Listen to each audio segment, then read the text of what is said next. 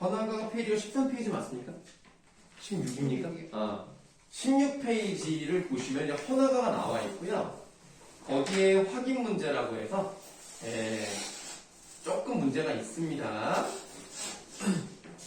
자, 1번을 보시면은 이 노래에서 미적 정서가 수렴되는 대상물을 쓰라라고 되어 있는데요. 한마디로 이 시에서 수로 부인에게 어떤 마음을 잘 전달할 수 있는 그 대상을 쓰라는 얘기입니다. 그래서 현대어로는 꽃을 쓰시면 되는 건데요. 만약에 우리가 왼쪽에 있는 원문에서 골라보신다면 네 번째 줄 맨 첫 번째에 나와 있는 단어 지읒 받침 쓰는 곳 이거를 쓰면 되는 겁니다.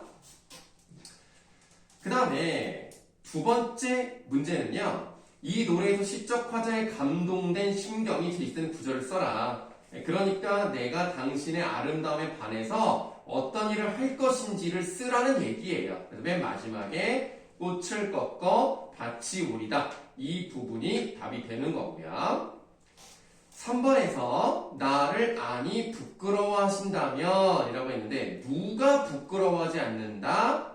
만약에 수로 부인께서 부끄러워하지 않는다면 제가 꽃을 꺾어 바치겠습니다 라고 했기 때문에 일단 첫 번째 주체는 수로 부인이고요. 두 번째 주체는 실명 노인이 되겠습니다.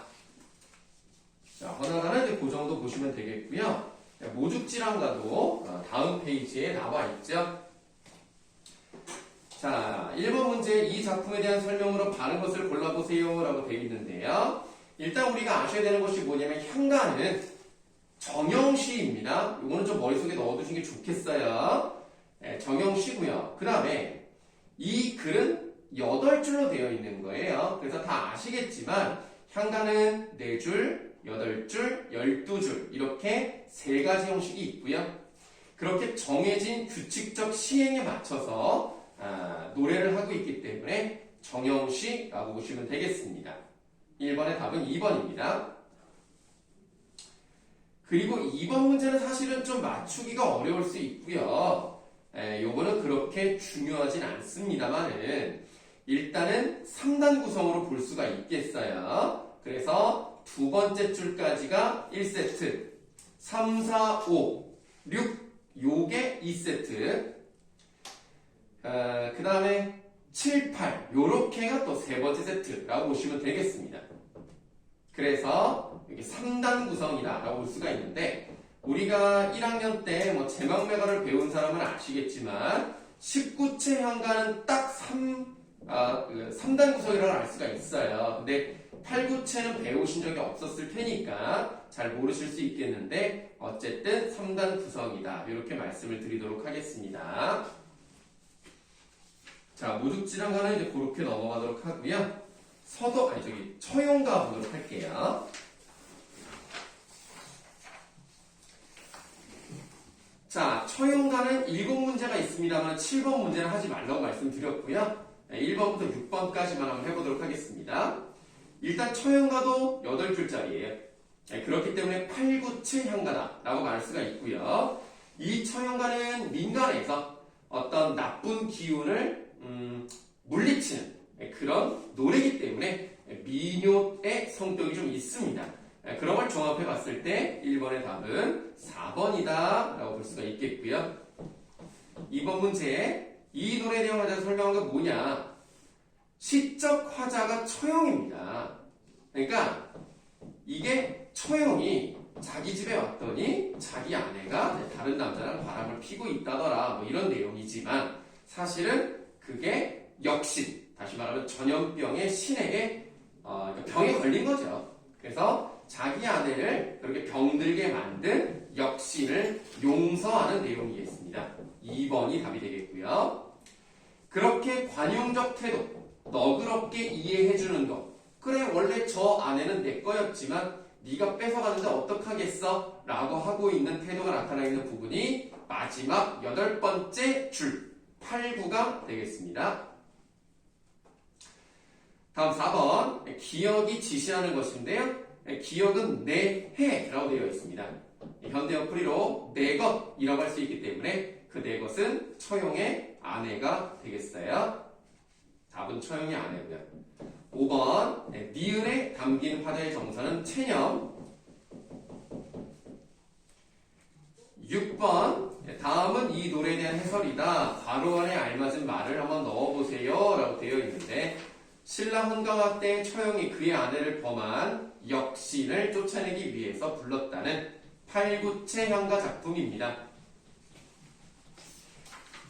자, 이렇게 했고 이제 원앙 생각까지만 하면 숙제는 이제 끝이 나는 겁니다.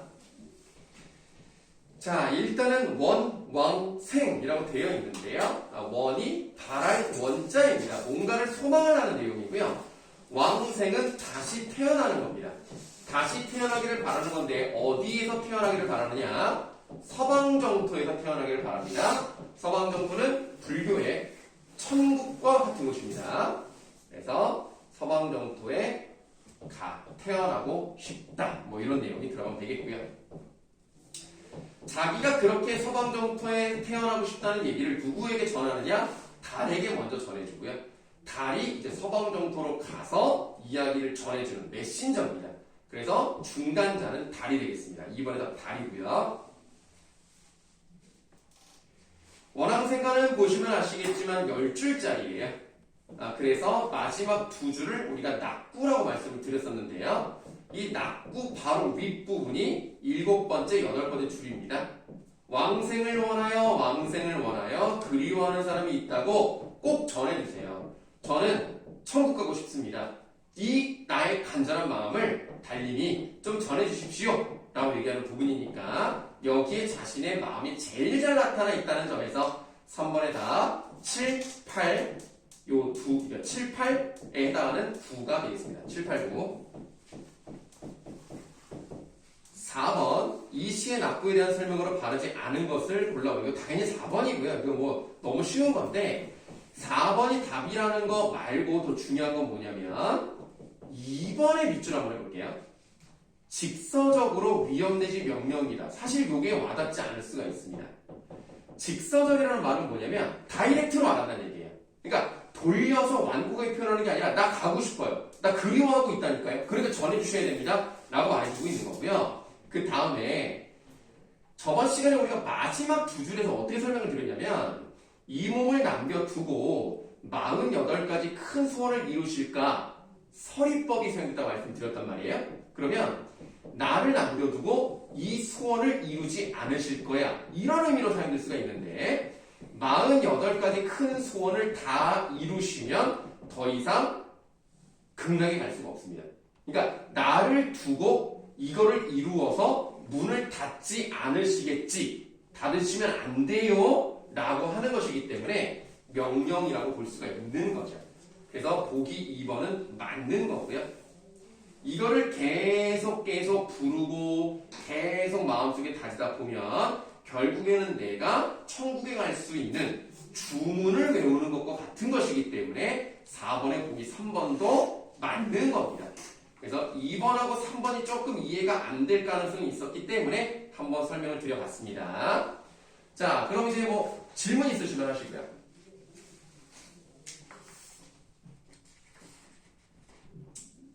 좋아요. 뭐 워낙 설명이 뛰어나서 질문이 없는 걸로 생각을 하고 그렇다면 우리 제막내가에서 저기 이름이 박수연 맞아요? 네. 학교에서 1학년 때 제막내가 배운 적 있어요? 혹시 교과서 뭐였어요? 그래야 뭐 공부만 잘하면 되지 뭐 비판다가 뭐가 중요하겠습니까? 뭐 창비나 그건 아니었어요? 비상. 미래인인가? 미래인. 그럼 맞네. 똑같네, 그럼 서원구랑. 그럼 제목에 배운 게 맞네요. 자, 그럼 이제 제막내 가는데 우리가 이제 저번에 뭐 수업은 안 했습니다. 왜냐면 1학년 때 했던 학교도 있었기 때문에 안 했고, 바로 현대시 유리청으로 넘어갔는데, 유리청도 깊이 있게는 안 들어갔어요. 네, 대충 이런 겁니다 하고 넘어갔고, 그 다음 쪽을 보시면 눈물이 나와요. 이 시는 이제 여러분들이 뭐죠? 네. 이 시는 여러분들이 2학년 때 사용하는 교과서에 있습니다. 이게 이제 비상교과서에 있는 그런 작품이기도 합니다. 일단 미리 배워두시면 이제 도움이 되기도 할 건데요. 일단은 이 글을 쓴 사람이 김현승이잖아요. 이 사람 글은 좀 어렵습니다.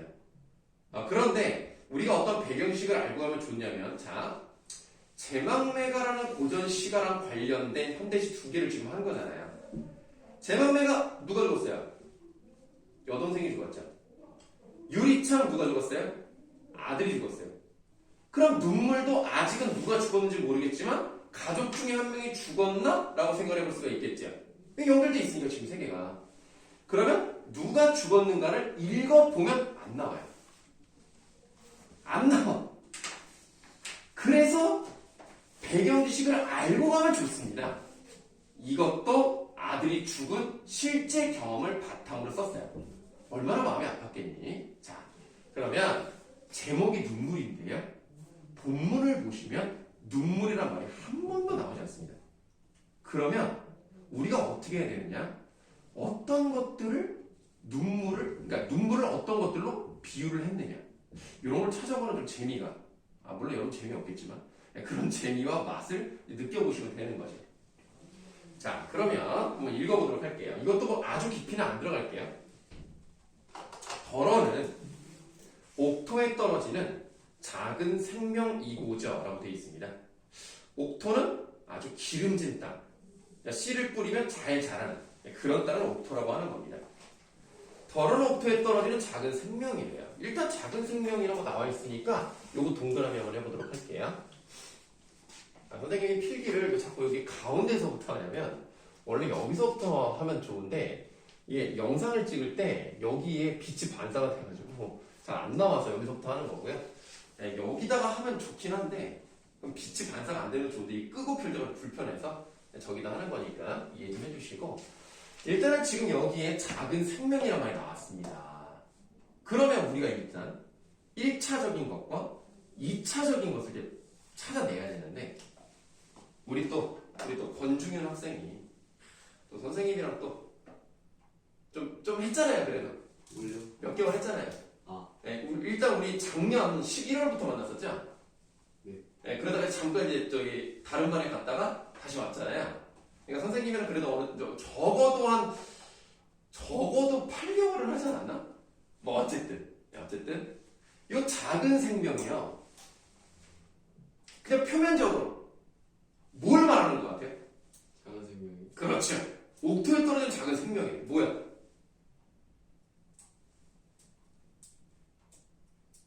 어리 생각하지 말고 뭐라 그러지? 좀 보여줘. 오늘 좀 새로운 학생한테 내가 이 정도 능력을 가지고 있다.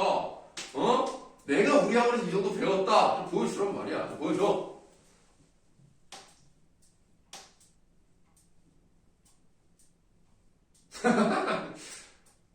대답한 거예요? 알겠습니다. 좀 떠오르지가 않나? 네. 자, 잘 모르겠어요? 알았어. 그러면 자, 은효야말로 또 선생님이랑 또 오랫동안 공부했지. 자, 뭘 말하는 거냐? 작은 생명. 씨앗. 훌륭하네. 자, 일단은 뭐 비유적 표현이고 뭐고 간에 그냥 이건 뭐야? 아직 쓰지는 마. 나만 쓸 거야. 일단 씨앗이야. 왜냐면 옥토에 떨어지잖아. 땅에 떨어진단 말이야. 근데 작은 생명이란 말이야. 왜? 씨가 작잖아. 근데 그 작은 씨 안에 수많은 생명이 들어있는 거잖아요. 네. 뭐 아쉬워요? 뭐 말하려고 그랬어요? 아니요. 아닌데 뭐 이렇게 아쉬워하는 표정이지? 아쉬운데. 알았어요. 자, 그래서 이 생명이 자라는 거 아닙니까? 그래서 작은 씨앗에서 줄기가 뻗고 가지를 뻗고 열매까지 맺는 거 아닙니까? 그러니까 이 씨앗을 작은 생명으로 표현을 한 거예요. 그렇다면 이렇게 생각해보자. 씨앗은요, 땅에 묻혀야 되죠. 땅에 묻힌다는 것은 우리 인간으로 본다면 뭐야? 죽음을 의미할 수 있죠. 그러나 거기서 생명이 나온다는 것은, 자, 이것도 안 쓰지 마. 뭔가 부활의 씨앗, 요런 느낌도 들어갈 수 있는 거죠. 그거에다가 내가 땅에 묻힘으로써 결국 더 많은 열매를 맺을 수 있다는 것은 그런 힘든 과정을 거쳐야지만 어떤 보람된 결실을 맺을 수 있죠. 이제 쓰시면 됩니다. 희생을 통한 부활의 씨앗이다. 자, 이렇게 됐어요. 그러면 이제 여기서 더 중요한 거. 일단 씨앗을 이렇게 표현했던 걸 알겠어. 씨앗이야. 그러면 조금 더 깊이. 그럼 무엇이 더러 옥토에 떨어지는 작은 생명일까요? 무엇이 작은 생명입니까? 그러니까 무엇을 씨앗으로 비유를 했지? 뭐라고? 수연아 뭐라고? 아 뭐라고 하는 줄 알았어요. 뭘 하려고 했던 것 같은데. 사실 아까 힌트를 좀 주긴 주었어요. 모르겠어? 알겠습니다. 이게 사실 눈물이에요. 눈물은 부활의 씨앗이다 라고 생각을 합니다. 아들이 죽었잖아요. 아들이 죽었을 때 눈물이 나왔겠죠? 그 눈물은 어떤 부활을 상징하는 씨앗과 같다 이렇게 생각하는 거예요. 왜 그런지는 좀 보셔야 될 것 같아요. 흠도 티도 금가지 않은 나의 전체는 오직 이뿐이래요. 자, 이뿐 동그라미 해볼까요? 그럼 이뿐 이게 뭡니까? 이것뿐이래. 그럼 이게 뭐냐고? 아들? 아니. 눈물? 눈물인 거예요. 그래서 눈물하게 친 거예요. 자, 눈물인데 눈물의 속성이 어떻습니까? 흠도 없어요. 티도 없어요. 금도 안 갔어요. 어때? 굉장히 깨끗해. 아주 절대적인 어떤 순결, 어떤 순수함. 이것을 상징하는 거예요. 그러니까 눈물이라는 것이 그렇게 표현이 됐어요. 왜 이렇게 표현했을까? 너무 궁금한데 시가 좀 어려워. 자, 더욱 값진 것으로 드리라 하올지. 김현승이요 기독교인입니다. 그래서 만약에 이렇게 해석을 하시면 돼요. 하나님께서 야, 너 나한테 가장 값진 거 나한테 한번 바쳐봐 라고 할 때 내가 드릴 수 있는 건 뭐밖에 없는 거야? 눈물밖에 없는 거야. 왜? 눈물이 가장 순수하니까.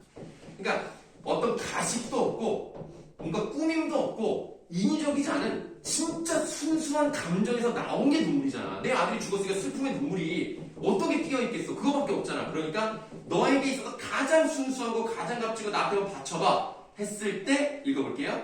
나의 가장 나아종. 그렇게 중요하지 않습니다만 네모 한번 해볼게요. 이게 나중이거든요. 나중. 최후에. 그러면 나중이라는 단어를 나아종이라고 썼으니까 이런 거 뭐라 그러죠? 시적 허용이 이루어진 부분이에요. 뭐 그렇게 중요한 건 아닙니다. 나의 가장 최후 지닌 것도 오직 이것뿐이다. 이뿐에다 동그라미 하시면 되겠어요. 일단 여기까지는 좀 어려울 수 있었습니다. 그런데 일단 배경식 말씀드렸고 이 사람이 뭐 기독교인이네 어쩌네 아들이 죽었네 이런 말씀 드렸기 때문에 이해는 되셨을 거라고 보고요. 이런 것들이 모의고사에 나오면 바로 던져주진 않습니다. 이렇게 문제에 보기 박스로 껴서 들어갈 정도의 수준이기 때문에 아주 걱정하지 않으셔도 돼요. 다만 아들이 죽었다는 걸 알았을 때 이 작은 생명과 이뿐 이런 것들이 무엇을 의미하는 것이고 그리고 이것이 어떤 속성을 가지고 있는지 파악하는 건 여러분들의 숙제예요.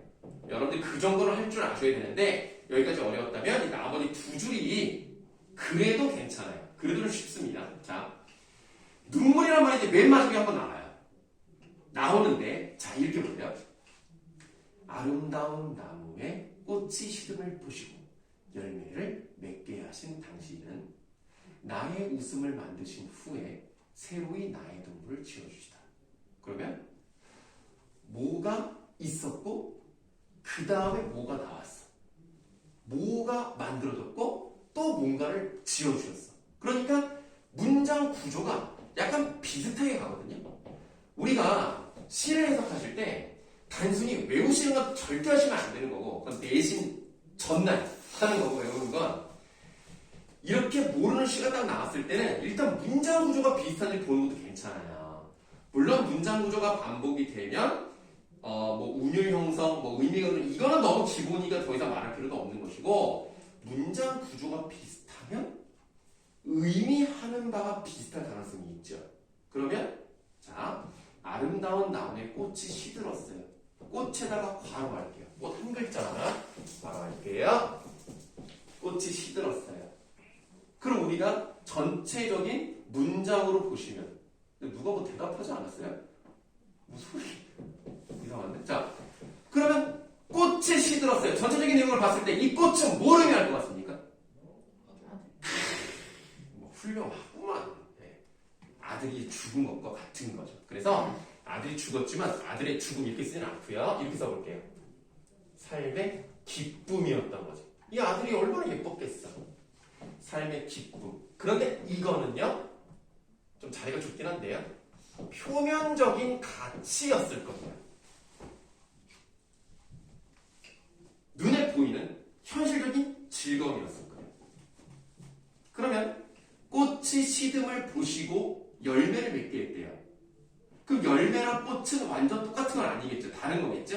자, 그 다음 꽃 밑에 꽃과 유사한 의미를 가진 단어를 한번 골라보세요. 뭐겠어요?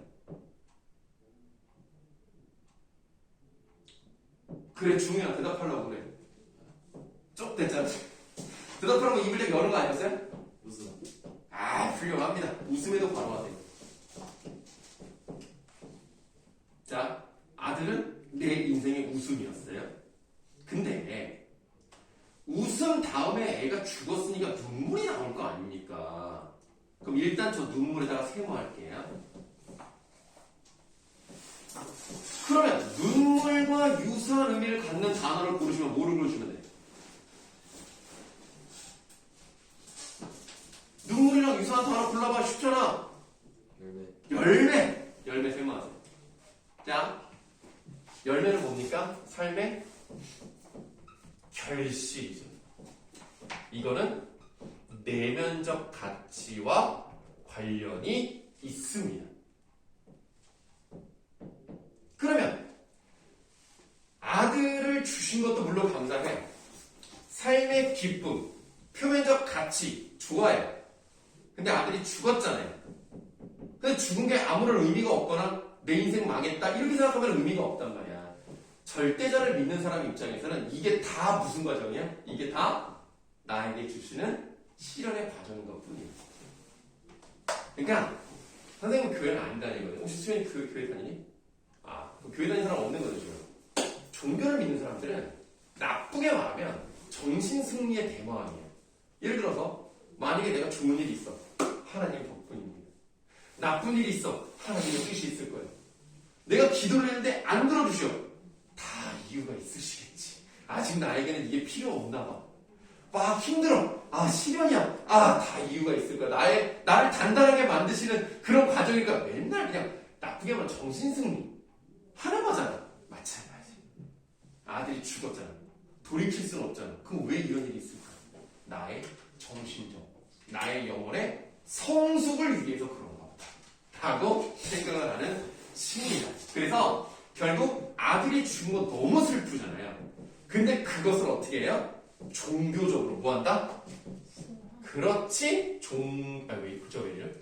종교적으로 승화하는 내용이에요.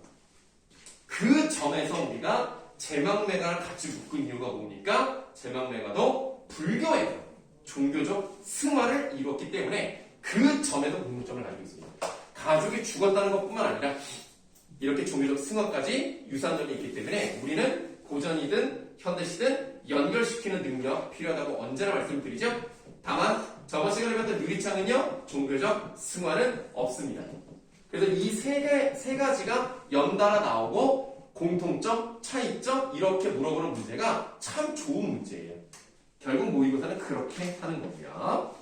자, 이렇게 해서 우리가 뭐 제망매가를 수업하진 않았습니다만 수업을 했다고 치고 뒷부분에 문제는 일단 안 하는 걸로. 왜냐면 우리가 제망매가를 뭐 이제 못 배운 학생도 있을 테니까 작정으로 제망매가 안 배웠었거든요. 그러니까 요건 일단 숙제는 아닙니다. 자, 그럼 다음에 창기파랑가로 가시면 되겠습니다. 그리고 자꾸 뭐 누가 두드리는 소리 나잖아요. 저쪽 강의실에도 칠판 수업 때도 그래요. 아, 저 소리.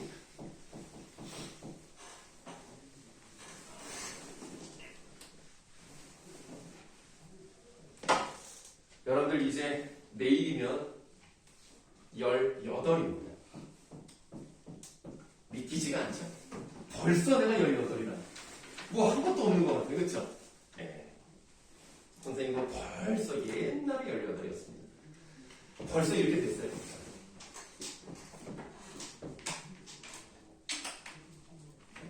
물론 뭐 너희들이랑 그렇게 나이 차이가 뭐 많이 나진 않지. 같은 세대라고 볼 수 있는데 어쨌든 그럼에도 불구하고 벌써 1년이 이렇게 갑니다. 내가 선생님 오늘 달력을 다 봤는데 주인이 뭐 비웃지? 지금 내가 나이 차이 별로 안 난다고 해서 비웃었지. 자, 날짜를 봤는데 오늘 10월 31일에 일하고 있잖아요. 1월 1일에도 일을 하고 있었더라고. 1월 1일도 일요일이었고 10월 31일도 일요일이었다.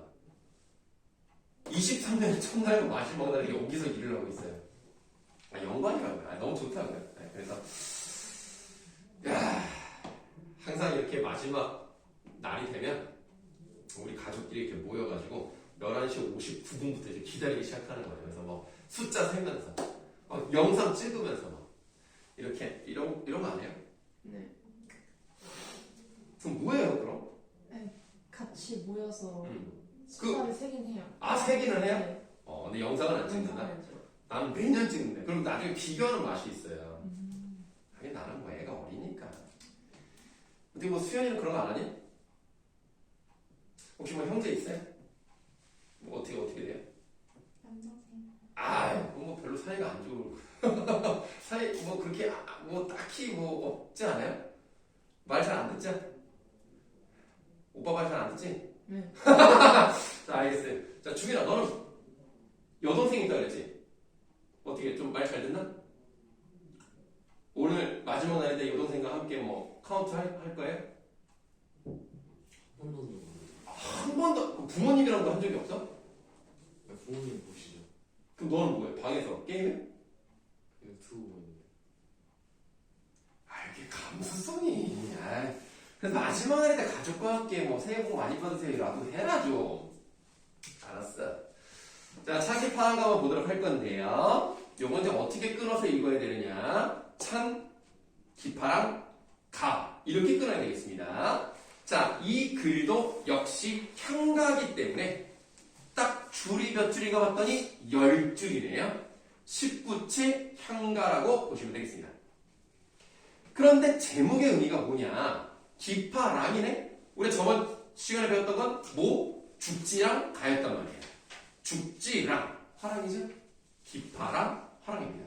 기파랑도 화랑에서 우두머리에 해당하는 사람이에요. 이 사람을 예찬하는 노래가 찬, 기파랑 가입니다. 선생님은 개인적으로 모죽지랑가보다 찬기파랑가를 더 좋아합니다. 훨씬 깔끔하고 훨씬 잘 썼어요. 자, 어느 정도로 잘 썼는지는 이제 한번 보도록 할 건데요.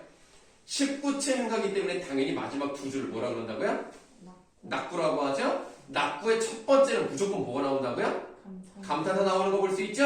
여기도 마찬가지로 라고 되어 있는 부분이 있습니다. 왼쪽은 보지 마시고 오른쪽만 보세요.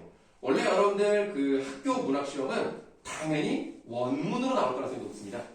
그러나 우리가 일단 이해하는 게 목적이니까 오른쪽 현대어 풀이로 필기를 할 건데요. 요렇게 감탄사 나오는 거 확인해 볼 수가 있습니다. 형식적 특징 한번 봤고요. 아까 말씀드렸지만 19채 향가는 3단 구성으로 가는 경우가 많잖아요. 이것도 역시 3단 구성이겠구나. 그런데 몇 줄인지는 좀 보셔야 되겠더라. 찬기파랑가는 두 가지로 해석을 하는데요. 혼자 독백하는 방식으로 해석하는 경우가 있고요.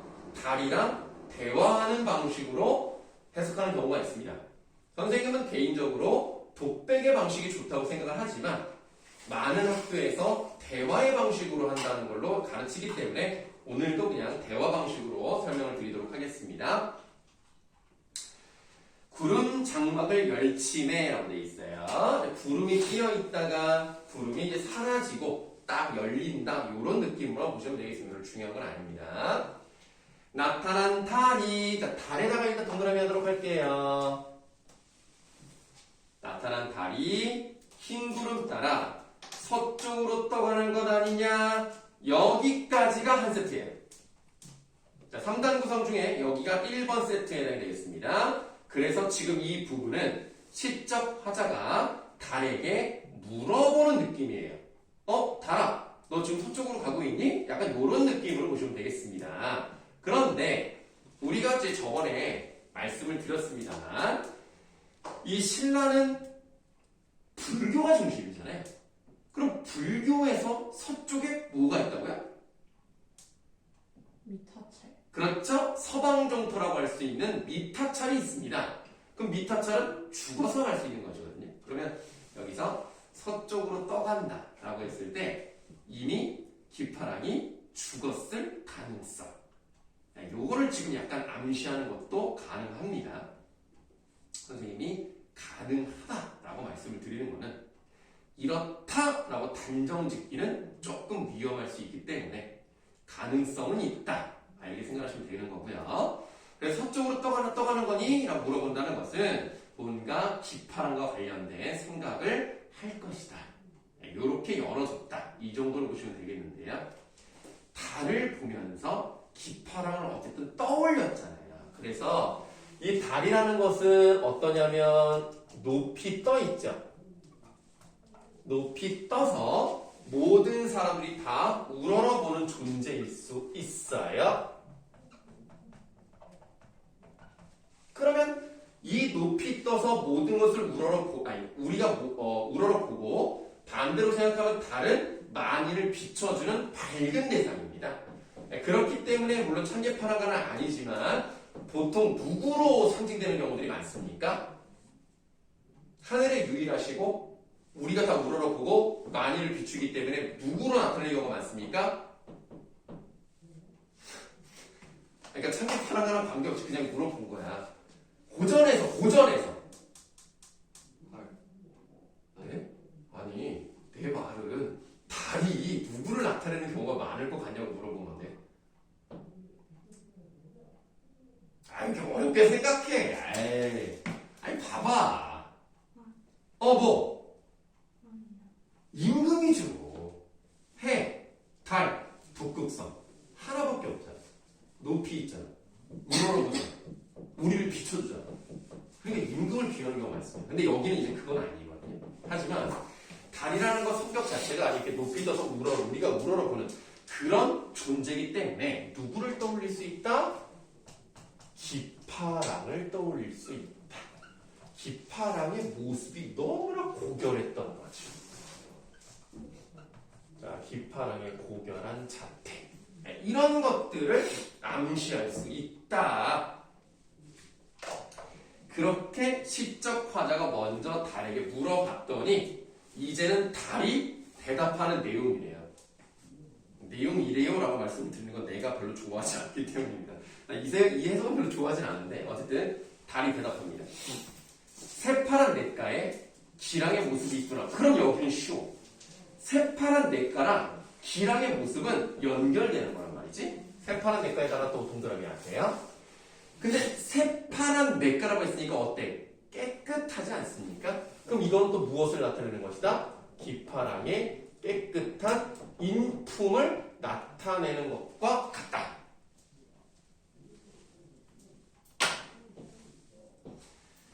자, 새파란 냇가에 기랑의 모습이 있구나. 이로부터 냇가 조약돌에 낭에 진시던 마음의 끝을 따르련다라고 되어 있으니까 이 조약돌을 통해서 그 기파랑의 마음속에 있었던 것들을 한번 따라가 봐야 되겠다. 그렇다면 조약돌과 기파랑의 마음은 연결되는 소재라고 보시면 되겠죠? 조약돌도 동그라미 하시고. 그럼 여기서 이제 문제. 그러면 조약돌을 통해서 기파랑의 어떤 마음을 담고 싶어 할까? 조약돌의 특징을 생각해 봐야 되겠죠. 자, 조약돌 특징은 뭐 어떤 게 있습니까?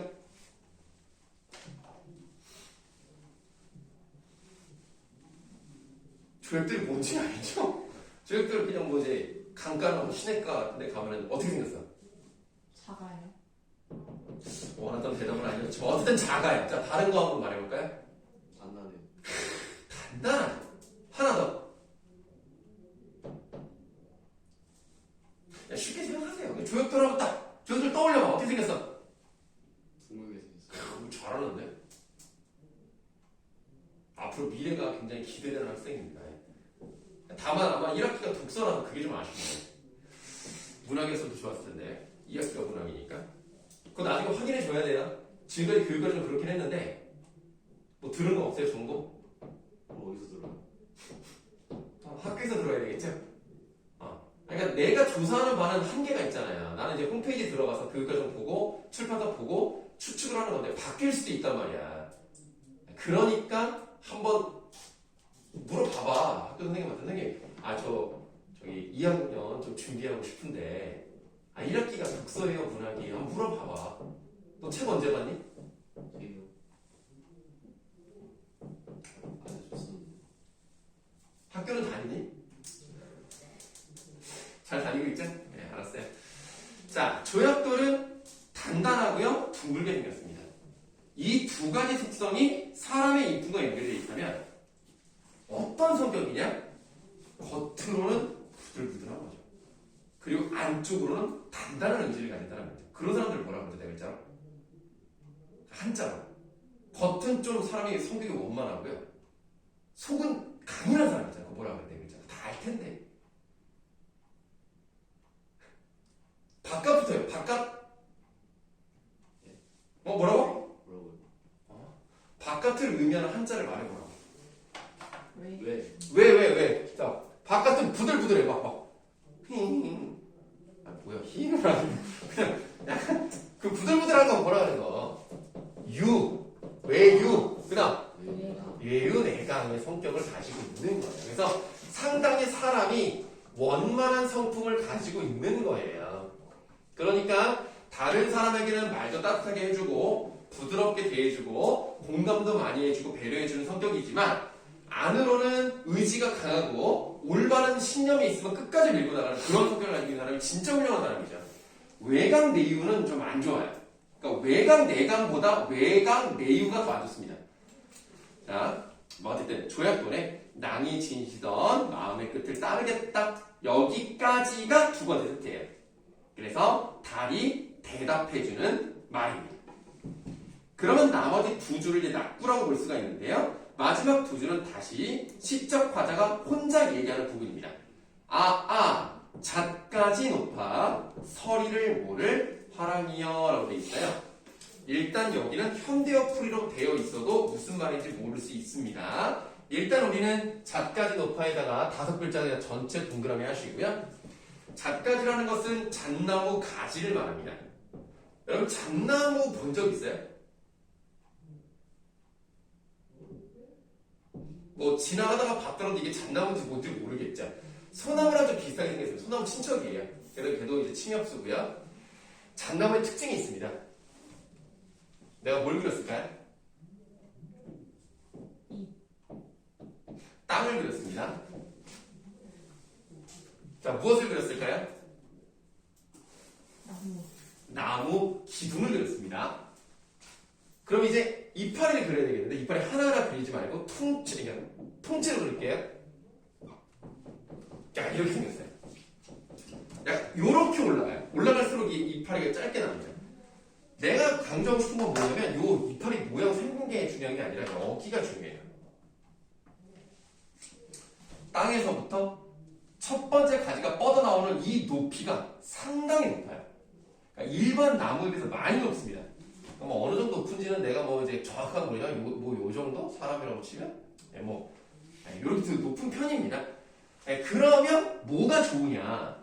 우리가 일교차가 크고 추웠다가 따뜻하다가 계속 반복되다 보면 아침에 뭐가 내려요? 뭐가 내리죠? 서리가 내려요. 그래서 서리가 언제부터 내린다? 가을부터 내려요. 겨울에도 물론 서리가 내리는 경우가 있습니다. 겨울은 대체로 춥기 때문에 일교차가 커야 서리가 내리는 거거든요. 그래서 가을부터 이제 서리가 내리기 시작하는데 서리가 내리면 농작물 피해가 심합니다. 많이 얼어 죽어요. 근데 이 잣나무는 어때요?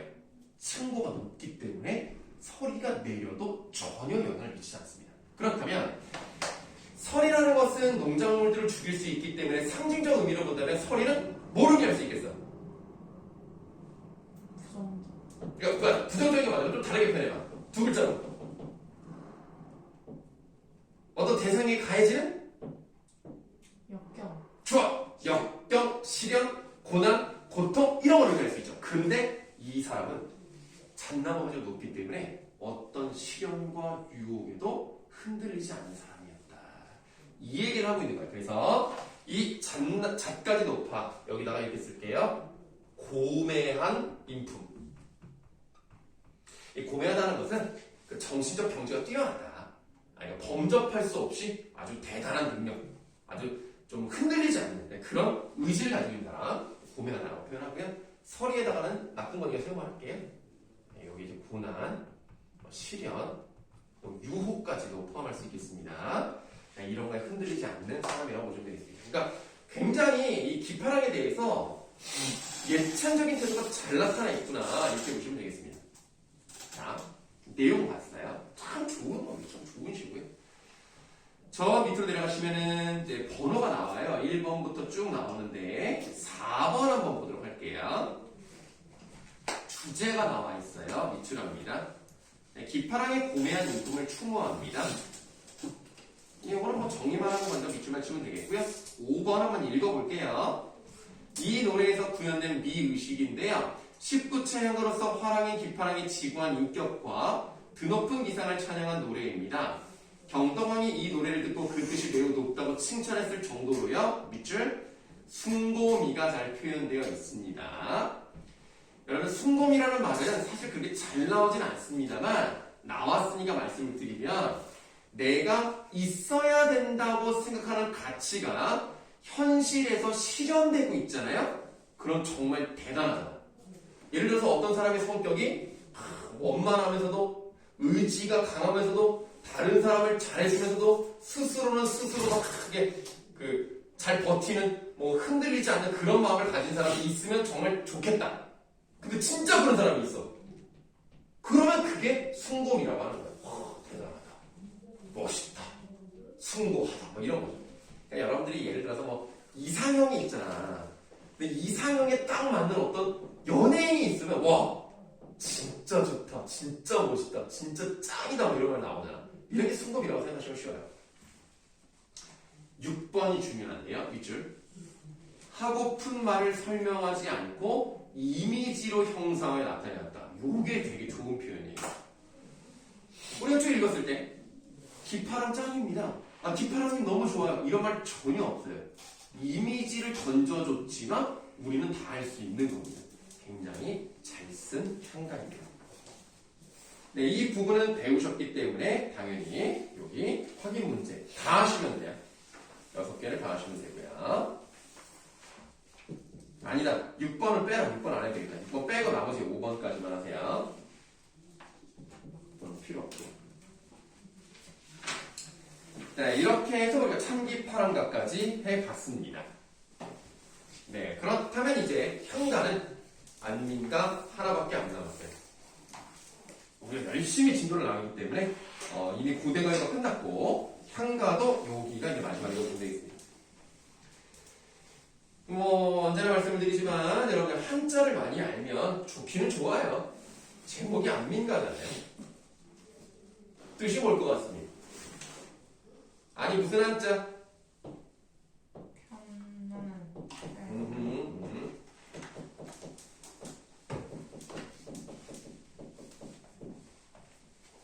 이게 지붕이에요.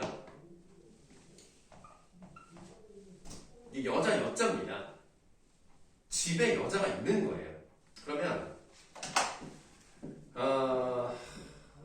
옛날에 만들어진 한자니까 요즘은 여자도 사회생활을 많이 하고 직장생활을 많이 하는데 뭐 여자든 남자든 간에 내가 직장생활을 안 해. 집에 있어. 얼마나 좋아. 막 꿈꾸는 그런 사람 아닌가? 일을 안 하는데 뭐 예를 들면 뭐 상대 배우자가 돈을 막 많이 벌어. 뭐 한 달에 뭐 1,000만 원씩 벌어. 연봉이 막 1억이 넘잖아. 그럼 집에서 갖다 주는 거 잘 받아 먹으면서 막 밥 잘 먹고 얼마나 편해. 편안한 한자입니다. 민 무슨 민자예요? 백성 민자죠. 그래서 백성을 편안하게 하는 노래가 안민가입니다. 여러분 지금까지 계속 보시면요. 신라는 불교가 국교예요. 그리고 화랑 많이 나죠. 신라시대 때 노래이기 때문에 당연히 불교적인 성격이 많이 나올 수밖에 없고요. 화랑과 관련된 그런 내용이 나올 수밖에 없어요. 뭐 다 그런 건 아닌데 서동요 같은 경우는 아니니까요. 그런데 안민가는 상당히 독특해요. 얘는 유일하게 유교적입니다. 이게 좀 독특하다고 볼 수가 있는데 내용을 한번 볼까요? 내용 금방 끝나니까 요거하고 쉬는 시간 드리도록 할게요. 왼쪽 볼 필요 없고 오른쪽만 보시겠습니다. 이거는 이제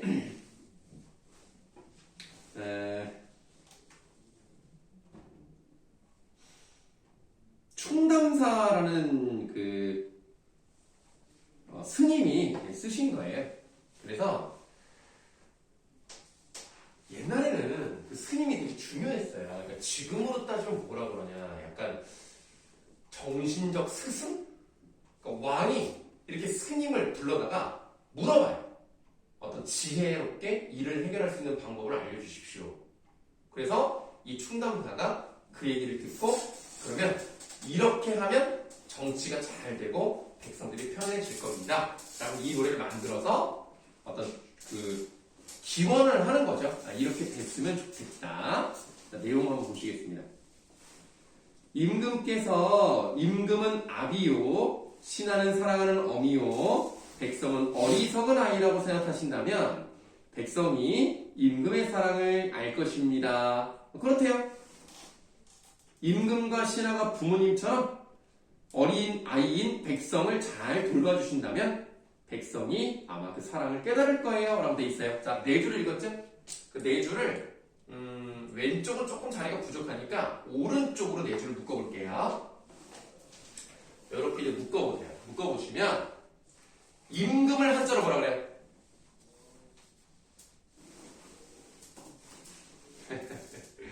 그리고 우리가 참 한자가 많이 약해졌단 말이야, 그치? 아마 이 얘기를 하면 이것도 모르실 것 같은데 임금과 스승과 부모는 한 몸이다. 이거 뭐라 그러죠?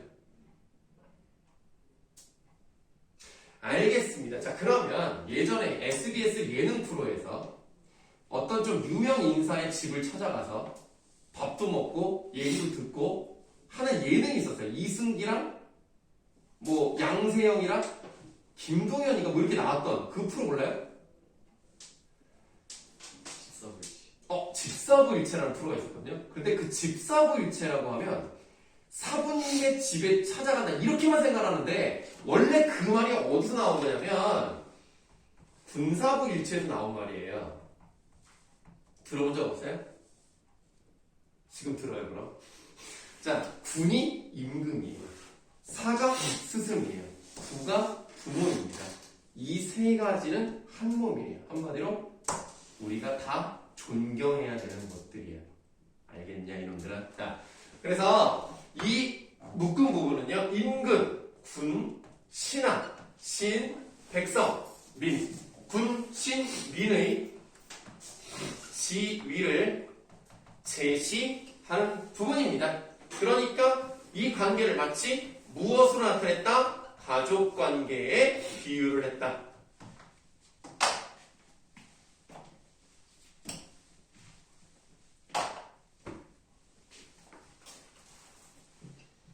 자, 어려운 거 없어요? 네 줄까지 봤고요. 다섯 번째 보실 텐데요. 꿈을 대면서 살 물생. 그러니까 어떻게 보시냐면 여러분들 뭐 우리 이 국민들이 열심히 부지런히 살잖아요. 그런 모습을 표현한 겁니다. 꿈을 대면서 살 물생들, 이를 먹여 다스릴 것입니다. 여러분들, 대통령이 모든 걸 다 할 수는 없지만 국민들의 많은 수가 대통령이 제일 잘해야 된다는 거 뭐라고 생각하세요? 뭐를 제일 잘해야 된다고 생각해요?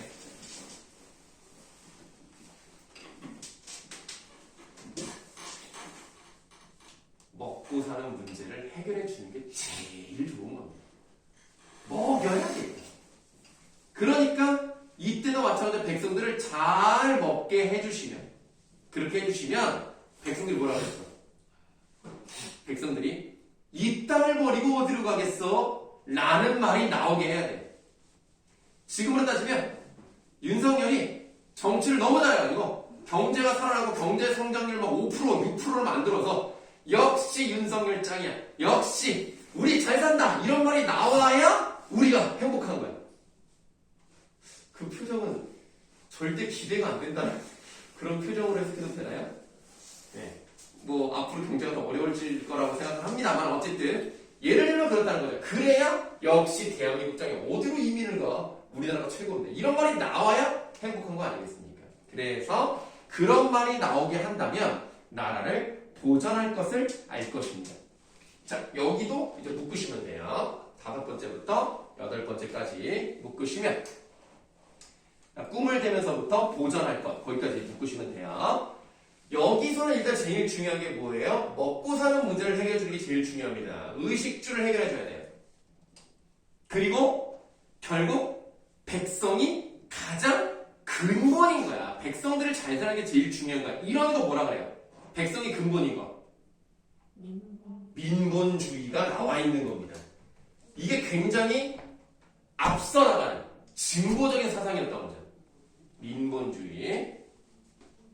그래서 임금은 임금답게 행동하면 되고요. 신하는 신하답게 행동하면 되고요. 백성은 백성답게 행동하면 되는 겁니다.